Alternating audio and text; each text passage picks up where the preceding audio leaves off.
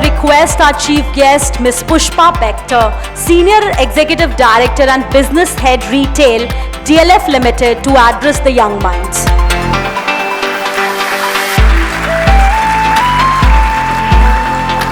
Thank you all. It is wonderful to be amongst you all. Thank you, Mr. Marwa. It has been delightful spending time with you and getting inspired with whatever you've achieved so far. It's really cool. Well, it's really nice to see young faces with so much of aspiration in front of them, dreams in their eyes, and may I say stardust. It's lovely to be amongst you all, and thank you for inviting me.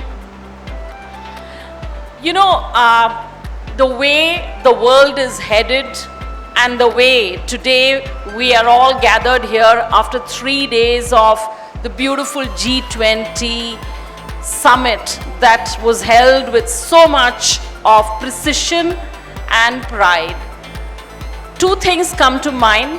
One is India is truly in the reckoning as far as the world is concerned, politically, and the other thing that comes to mind is that the Indian economy is so important that it garners the world leaders' attention time and again, and G20 is just a way of proving that.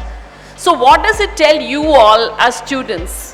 One is that India as an economy is going to be the third largest, and you're all going to come into the workforce at a time when India is on an all-time high, post-independence. You know that by 2030, we would be looking as the world's third largest economy. So that's a wonderful time for you all to graduate, post-graduate, and enter into the workforce. So what does it mean to you as students? You know, I was really thinking, if I had this opportunity yet again, what would I do? Because India today has got so much entrepreneurship opportunities, it's got bureaucratic opportunities, it's got fabulous opportunities in all sectors of industry. So what would you do? I can say that the 3 years you have ahead of you, find your passion. In India, unfortunately, we all just get into a tube and, you know, the parents say, hey, get this degree, get yourself a job and be secure. Yes, you should do that. But think about how beautiful it will be if you find your passion. Which industry appeals to you the most? Choose that industry and really come up with, you know, these 3 years are for you to experiment in various industries, various genres.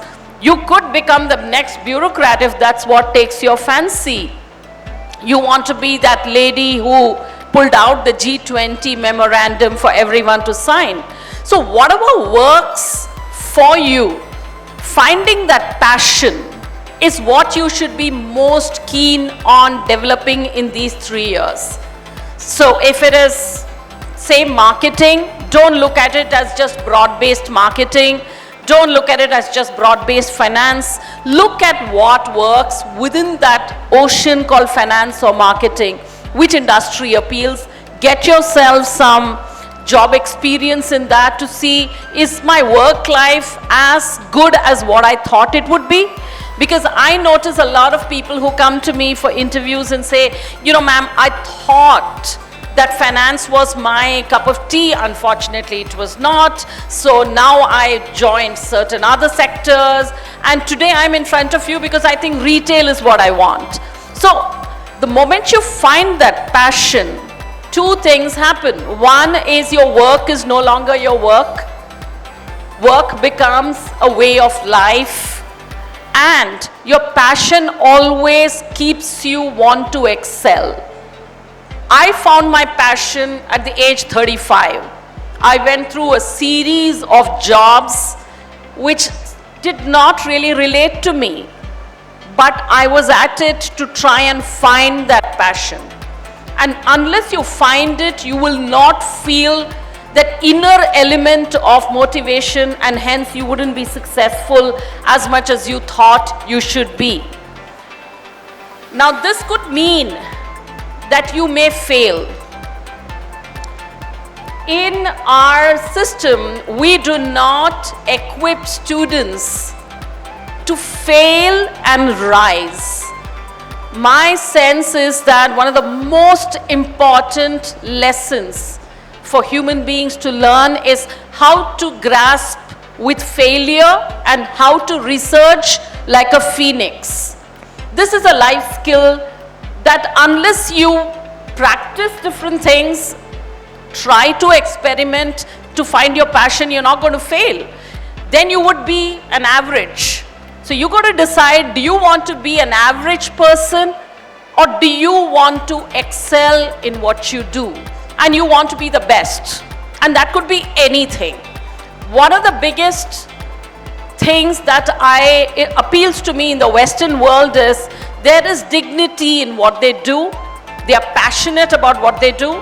And well, it could just well be a top technician, a plumber who's become the best plumber, or whatever. Here you are getting into an undergrad program. I think if you invest these 3 years in finding your passion, other than of course having a good time, I think that's also important. Other than that, I think you would really use your time well, and your parents will be very proud of seeing that, hey, suddenly my kid is really into whatever, stock market, some element of marketing, whatever that catches your fancy. The third thing that I'd like to tell you is find a hobby or two which you would really sustain for life. You know, when we get to our workforce, we just don't have time for that hobby. But it's very, very important for you to find that, one is finding the passion at work, and one is you find your release on how do you sort of get yourself de-stressed.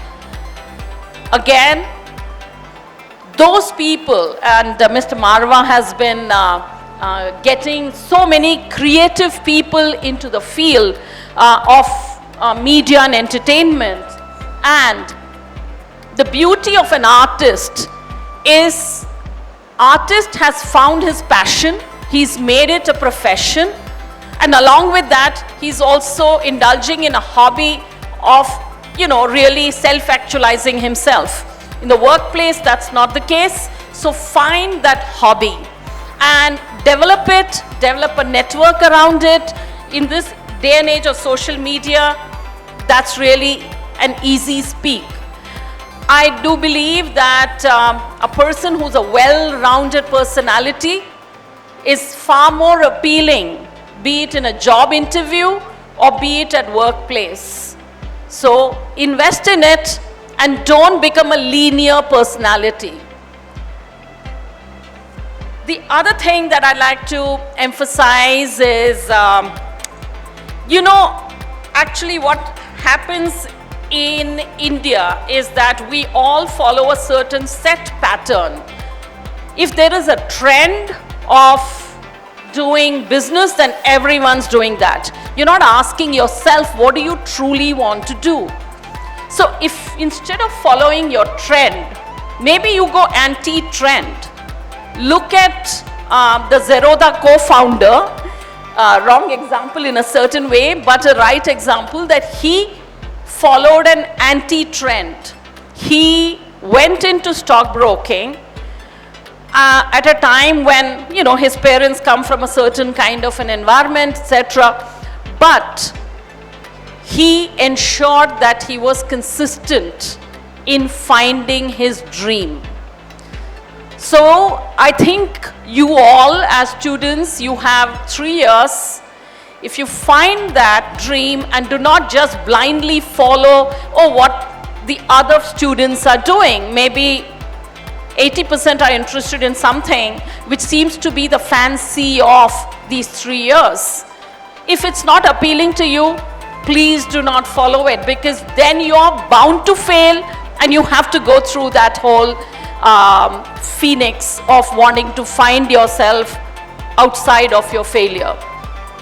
So on the other hand, if you do find that instead of following just the trend, what truly appeals to you, well, I can assure you that success will be at your fingertips, because then you are really delving into what appeals both from the heart and the head, and India's reaching a space where we are welcoming all kinds of careers. Let's talk about startups. Now we are in an era where every kid wants to start their own enterprise. Fabulous. It's such a lovely thing, trend that has started, because I remember in my times they'll say, "Acha, business nahi karna, bahut tricky hai, bahut risky hai, business nahi karo." The same parent is today encouraging the student to explore, setting up their own business or becoming a sports person. That's a great era that we've entered into.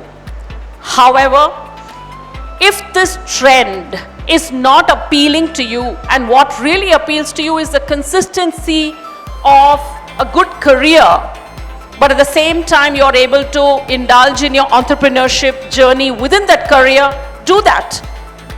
Because startups require a very different skill set. A skill set of high adaptability, high risk-taking ability, and an ability to be able to, shall I say, knock on many doors and hear a lot of no's. If you don't have that skill set, there are many other avenues that are open to you. At the end of it all, what I'd like to say and end my little speech to you is, please think of life as a marathon. It certainly is not a sprint. So if you view these 3 years as your 100-meter sprint, you're going to burn out. If you view your postgraduate as a 100-meter sprint, you'll certainly burn out. View your life as a marathon, because spurts come to you.